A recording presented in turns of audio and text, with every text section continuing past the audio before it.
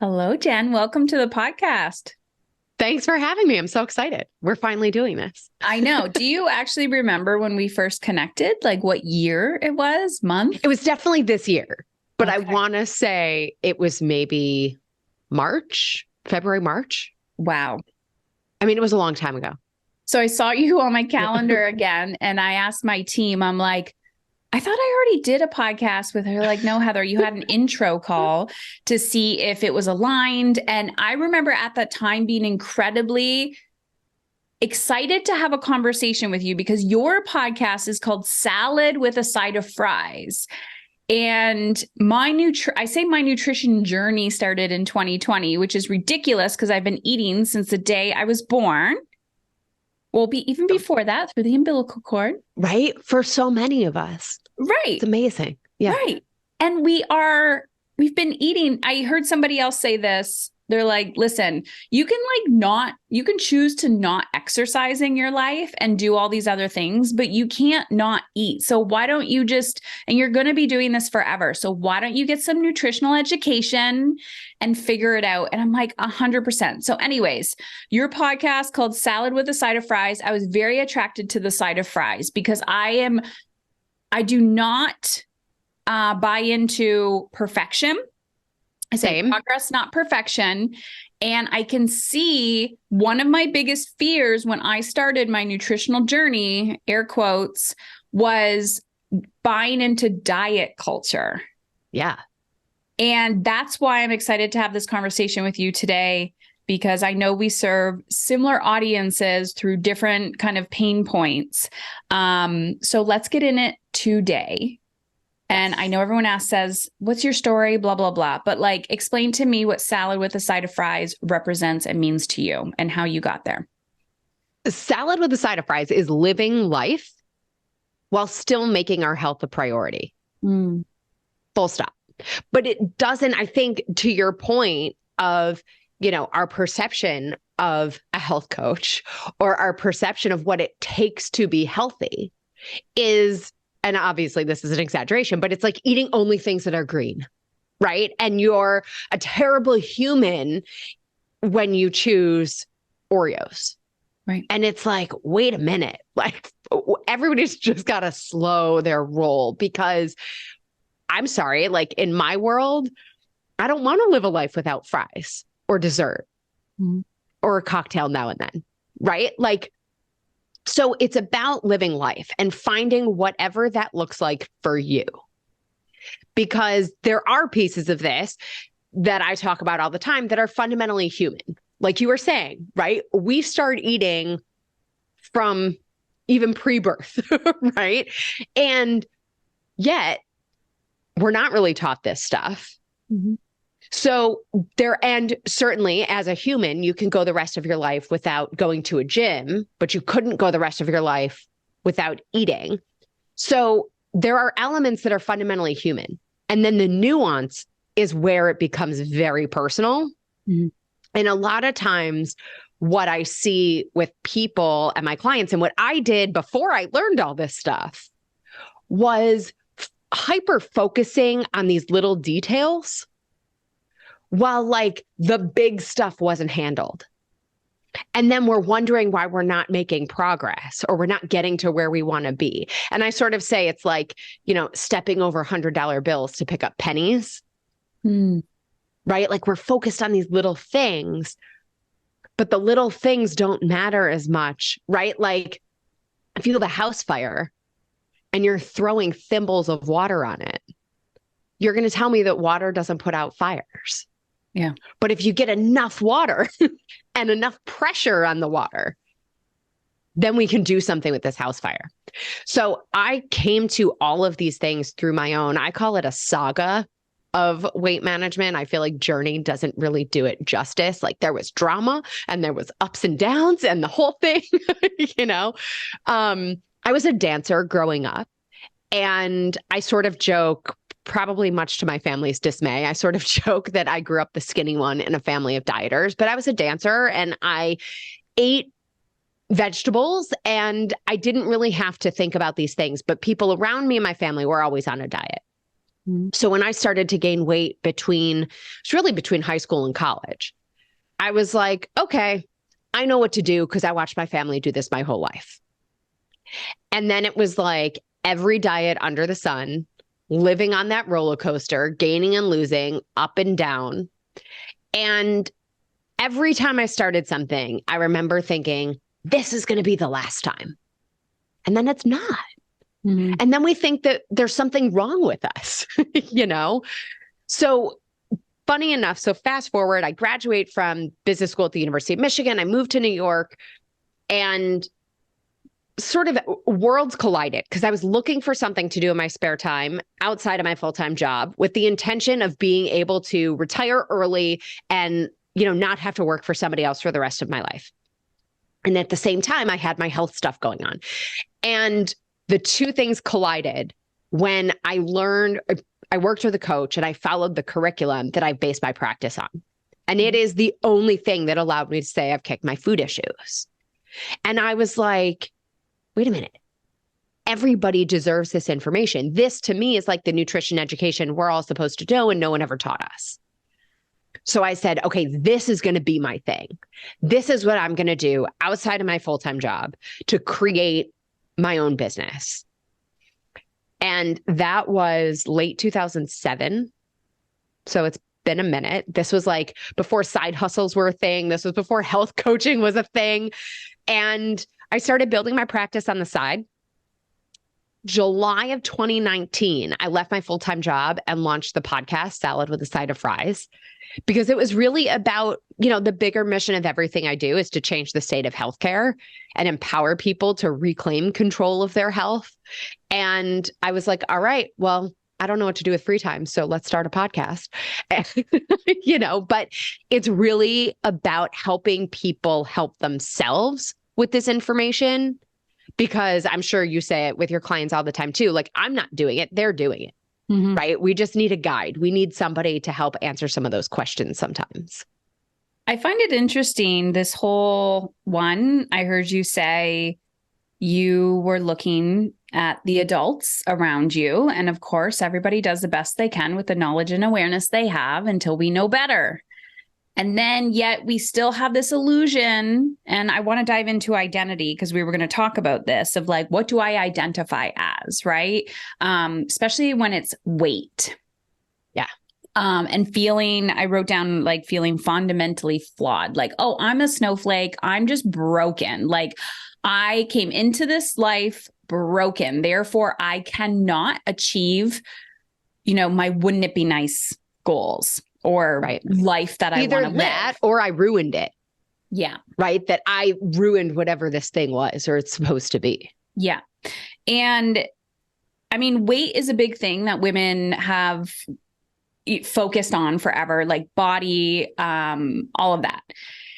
We all have our own story and our relationship to our bodies and what that represents. The interesting part to me, and I remember having this moment, it's interesting to listen. I keep saying it's interesting. It's interesting. I need to stop doing that as a habit. Last time we had a conversation, I felt differently about food the way that I do now. Like, I'm more relaxed about it. I was trying to learn a new skill. Then my brain was trying to get on board. When I would travel, I would get a lot of stress around food because I was like, am I going to make the right choices? Oh my God, am I going to be stressed about this? Where now my body craves certain things. And if I don't drink enough water, it's like, drink more. If I don't have enough protein, it's like more protein, more sleep. Like, I get it now. My body has shifted into that. My identity is shifting. So we're going to talk about that. The other thing I wanted to say about weight is when I had more weight on my physical body, I was hiding in my life. Yeah. And I see this from so many people or shrinking, like, maybe it's not physical weight. Maybe you need to actually gain weight because you're like, but there's some aspect of myself. I was hiding an aspect of myself. I abandoned an aspect of myself, not just my physical body, like putting food in my body or eating a different way. That I'm not talking about that self-abandonment. There was a part of me that wanted self-expression that I I just would not give permission to do. The second I did that, of course, my habits changed, but I started to lose weight. Yeah. And felt better. So what is that? What did I just say in your world? Yeah. So it's interesting. It's, for most of us, and what you're saying is that food's the symptom, right? What's the underlying challenge? What's actually happening? Mm-hmm. And so is the food a mechanism for playing small, for hiding, for not being noticed, right? And for numbing. I don't remember. Yes. Yeah. That's a big piece. But I don't remember the statistic at the moment. And, trigger warning for anybody, but we do see dramatic difference in the instance of weight gain or obesity and those who have experienced sexual trauma. Right? There's this piece of hiding or not being noticed or not being looked at in that way. Mm-hmm. If there's extra pounds. And so there's a direct connection between what are we not dealing with or working through that the food is sort of acting as the Band-Aid. Mm-hmm. I often say we can use it as an inappropriate key for the lock, right? It's a tool. We need the food, but it doesn't fit in every lock. Mm-hmm. And we can try, right? But oftentimes when that happens, right? How do we know if we're using it in the wrong context? And I hate to say the word wrong, right? But it's the inappropriate key for the lock. If following the eating event, we're still thinking about the eating event. We're beating ourselves up over it, mm-hmm. right? If there's something else going on, then maybe, right, we want to look at what else was happening. And then going to your point about traveling, right? There's a lot about habits and behavior that are impacted by our environment. And we expect ourselves to be this thing and this perfection no matter what. And that doesn't take into account the reality that, I sort of talk about like this bullseye. The outermost ring of the bullseye is actually our environment. The center, the bullseye, is our identity. And so if there's a change in that outermost ring of the environment, it requires us to look again at the behaviors and the habits that create the identity and sort of work through that process sometimes because it's fluid. And we sort of think that we're just going to check a box. Yeah. So it's interesting. I said it again. We're going to see how many times I say this. I'm going to try to, it's like a tick. I'm going to try to stop. I'm really trying not to say it's interesting. I'm listening to you talk about food, and all I can hear is what I hear my clients say, which is about emotional behavior. And it's usually about something outside of themselves. What do you say to the person that's like, I just need another, and I'm not going to use the term diet because maybe they have identified that's diet culture. That's not going to work. It needs to be sustainable. How is what you are talking about different? Because some people may not want to go there. Like, it sounds like you're like, we need to do the emotional work around our food as well. Right. And people are like, no. Just give me a meal plan. Just give me my macros. Just give me my blah, blah, blah, blah, blah. I need to follow something. Yes. So we do that. And the difference is I'm focusing more on how to eat. You decide what to eat. I'm not going to sit here and give you a menu of this is what you're eating every day for the next 7 days, and then come back to me next week to find out what you're eating the next week. Eat what you like. Don't eat what you don't like within a framework of how we eat that will support our energy, our vitality, our mood, our sleep, our stress, our activity, all the other elements, right?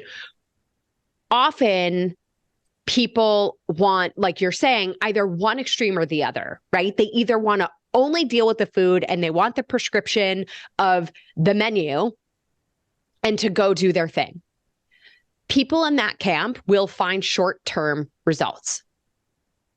And they will get cultural feedback that they are good. Yes. And then because we didn't necessarily work on the other elements that are at play, it will not last. And then we have that I'm a failure feeling because it's not lasting. On the other side, we have the people who go, I know the issue is my mood and my stress and my, right, the emotional side. And they want to attack it entirely from that. And I will tell you that that approach without the nutrition side, I sort of feel like is, and on the other side, I guess both extremes feel like this, right? It's like climbing Mount Everest naked and barefoot. And everybody around you is going, climb. What's wrong with you? Climb. Come on. We're all going. And you're like, hello, right? Yep. The reality is, in order to support better mood, better thinking, literally better thinking, using the front of our brain versus the back of the brain, we have to have the building blocks. So the literal connection between the gut and the brain is called the vagus nerve. Think of the vagus nerve, sometimes referred to as nerve X, but think of the vagus nerve as like a 5-lane highway. 3 of those lanes go gut to brain. 2 of those lanes go brain to gut. So you will never outthink the biology of what you are putting in your stomach. So if we're not giving ourselves building blocks to make the neurotransmitters, right? Building blocks to have energy, to think clearly, it's going to feel impossible. So moving forward, having balance, salad with a side of fries, requires both pieces of the puzzle in order for it to be as transformational as I know it's possible to be. So this, in my world, is the woman. I say I have the type A who comes in and says, I'm the planner. I'm the rescuer. I'm the strong one. I'm control everybody. She may not say that.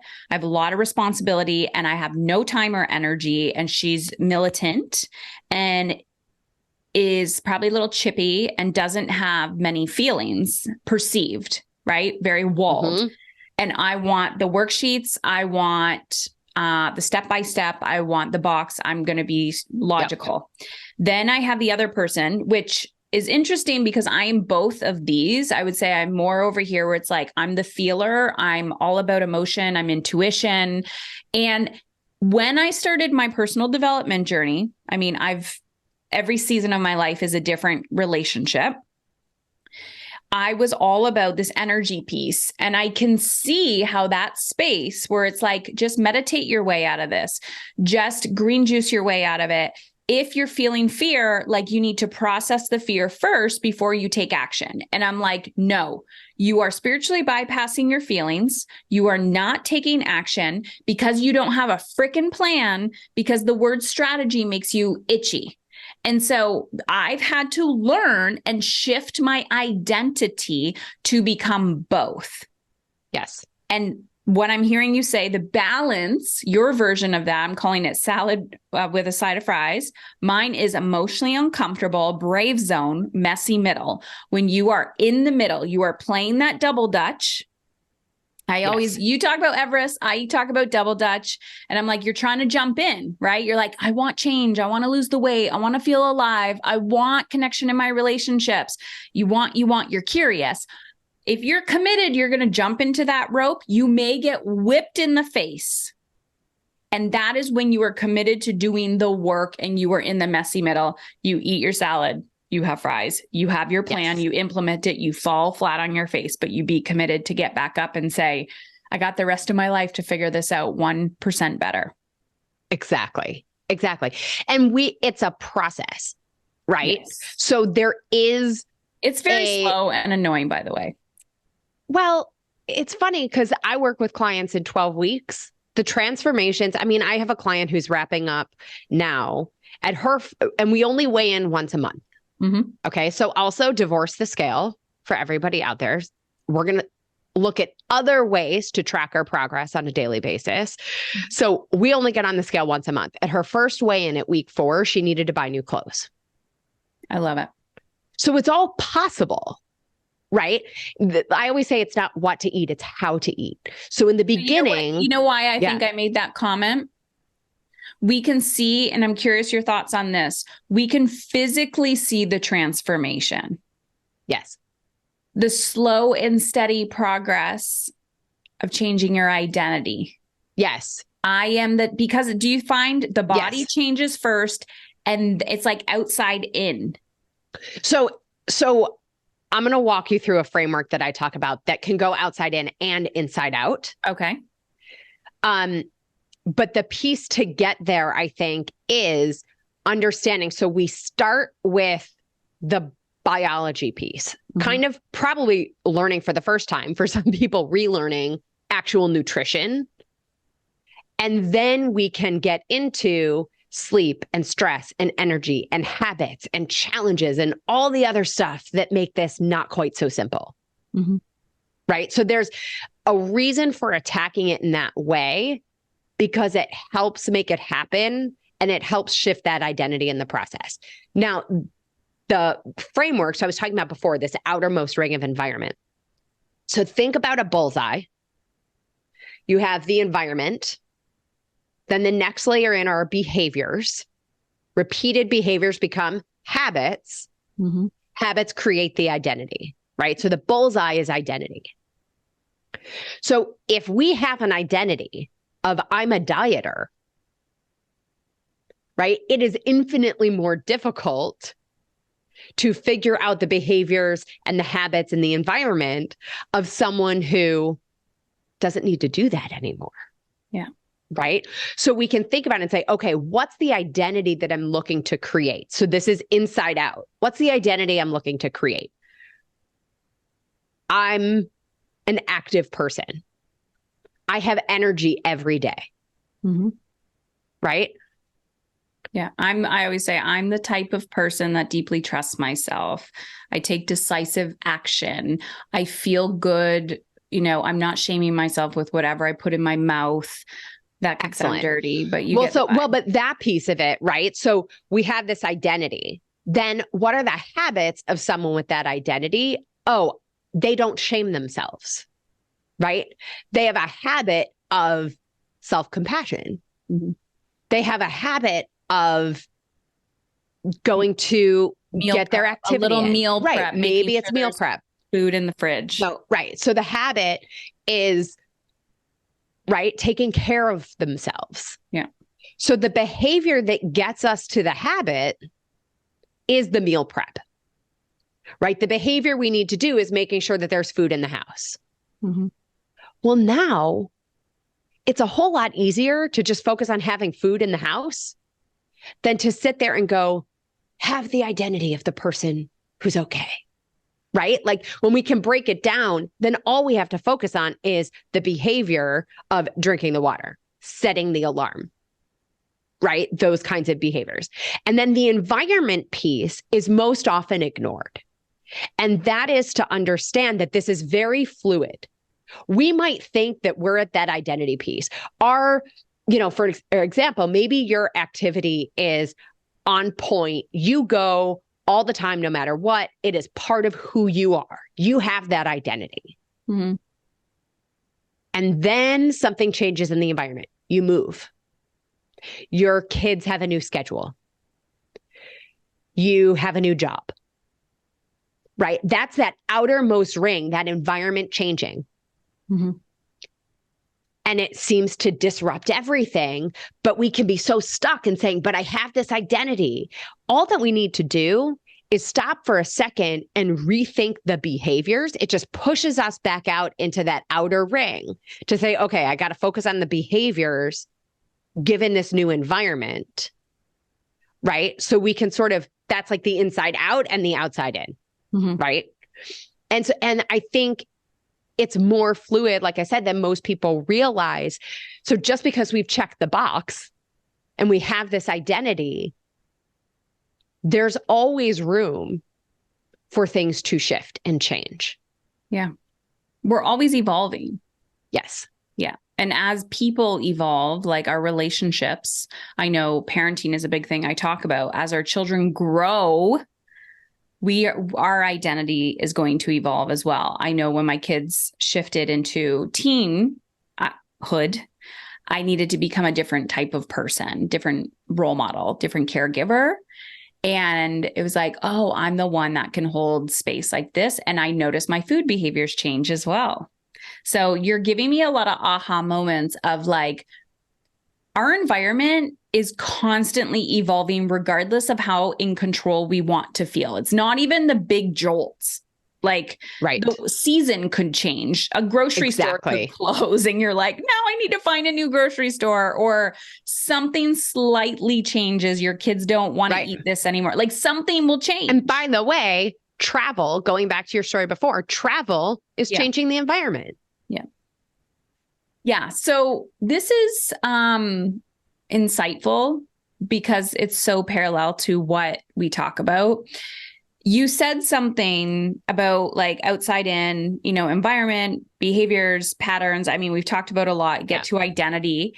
And I always say to people, and this is not my quote, but you get to keep what you defend. So have you ever seen people that are like, I am, or you bring something up and you can see the defensiveness? Well, I can't. This is not an excuse. This is my reality right now. And it's, what do you say that is from your perspective? Yeah, it kind of depends. In my world, it kind of depends on what that's about. Mm-hmm. But fundamentally, it's a piece that we're not willing to change at that moment. It doesn't mean we're never willing to make changes there, or we need to think about it a little differently. Mm-hmm. Right? So, for example, maybe it's the someone who is like, I must pick up my kid. I must be at their every game. Right? And I can tell them stories from my childhood of like being best friends with both of my parents, and they were not at everything I ever did always growing up. Right? Both of them. And it's all fine. But if they're in this place, right, it's often something where they're like, nope, this is the thing. It's like, okay, cool. Let's work around that then. Mm-hmm. Can we be at the game and maybe pace a little bit? Can we stand behind the bleachers and just commit to moving a little bit while we're there? Yeah. Right? We don't have to go to a gym to get some activity. It doesn't mean not showing up for our kids to do this other thing, right? And the other thing is, as we evolve some elements, people will often come back to that and go, wait, you know what I could do? And they'll figure it out, right? But it's that piece of, I often say we can have our excuses or we can have our results. And oftentimes our excuses are really our reasons why we need to do the thing that they're our excuse not to do. Mm-hmm. But it's about how we sort of go about navigating it. And I think that's also the difference between trying to navigate it on your own and working with a coach. Mm-hmm. Yeah. Yep. I just had this conversation with someone yesterday. It was like, well, let me figure this out. Let me work on this for a few weeks by myself. What do you say to that? That's okay. You're not. Don't worry about it. Let's just talk about it next time. Yeah. They're not ready. Right. Yeah. And that's okay. We're going to focus on these things. That actually wasn't on our list of things for you to do when you're home. So don't worry about it. Yeah. So when there's defense there, To me, it just energetically, it feels like the door is closed. Let me keep this. Let me keep this. I am not ready to let this go yet. And I see this a lot with women who are like, whether they're on the outside and they're circling, or, you know, it's like, come on in. Well, I need to know exactly what it's going to look like. And I was like, control. And it's like, are you ready to let go? Letting go and surrender can be terrifying. I remember having an identity shift that felt incredibly scary. And I remember, I think I lost 20 pounds and maybe more, gained a little bit back. And I'm happy and content right now, but it's never over. It's like, okay, how can I get stronger? What else can I do? Like, there's always curiosities there. But I remember being in the middle of COVID, losing that weight. And I was so happy that nobody could see me because I felt so vulnerable and fragile that I didn't want the comments. And then of course I would see somebody, and depending on who they were, someone would make an inappropriate comment. Oof. And I'm like, I could feel it. And I was like, oh my God, Heather, don't like feel exposed. And then of course someone else would be like, you're glowing. And I was like, thank you. Compliment the energy, not the body. Always. I say it all the time. And whenever there's, and like I said, it kind of depends on the resistance, but whenever there's resistance, there are also other doors that are open. Yeah. And so if you're willing to play with the doors that are open, eventually we can look at where there is that resistance. Sometimes we have those doors closed as our way of trying to, like you said, right? Trying to have this control. And I see it a lot when people have hit a plateau or they're afraid of hitting a plateau, right? And they can sort of revert back to some old behaviors. And I'm big on the science. This is not science. This is my own theory. But I often think that when we hit that place where we're nervous that we can't keep going, where we've never been to this place before, we go, well, how am I going to keep going? When else did I have that motivation that I feel like I need right now? Oh, it was in the beginning. What motivated me in the beginning? Oh, I was really unhappy. Usually pain. And then we try to beat ourselves up into compliance because we think that the path forward requires the motivation. The motivation we've known up to this point is this negative pain. And so part of the process also is to shift what motivates us, shifting to being motivated and energized by what we do want rather than what we don't want. Yeah. And that's new for a lot of people. So that's also part of the work and part of what helps make it sustainable and a lifelong, exciting experiment rather than this process of pushing and pulling and fighting and, fighting against our bodies versus working with them. I am clearly a different person since the last time we met. Like, I can see this it's from a different lens, a different perspective. And I see the parallels in the work that I do with women when it comes to relationships. Food is just a relationship. And it's funny because it just pops up in mysterious ways. And I'm sure you hear this a lot. Like, I thought I figured that out. I thought I solved that problem. How come this happened? And then boom. And I know we talked about self-sabotage on your podcast. You interviewed me. Don't know if it's out yet or vice versa, because we don't know the dates. But anywho, Jen, I feel like you and I could go on and on and on forever about this. You'll have to come back. We'll have to have like a part 2 or something. Where can people find you? And if someone's listening to you and they're like, I very much resonate with her style and her message. Yeah. Tell them about the podcast, tell them about coaching, all the things. Yeah. So first of all, thank you for having me. I love chatting. I know we could really like keep going forever. Podcast is Salad with a Side of Fries. So find it wherever you like to listen. Website is asaladwithasideoffries.com. And my social media, I'm Jenn Trepeck on all handles. Or on all platforms. It's JennTrepeck. So wherever it's easy for you, send a message. Actually, I'll also make sure that your team has the link for a complimentary discovery call. So let's chat. I want to hear from you. And let's see how we can help you living your best life on all fronts. I love that.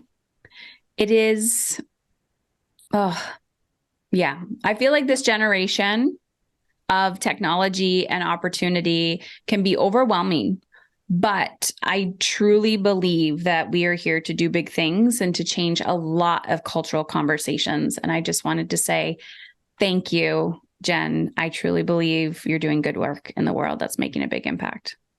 Well, thank you. And likewise.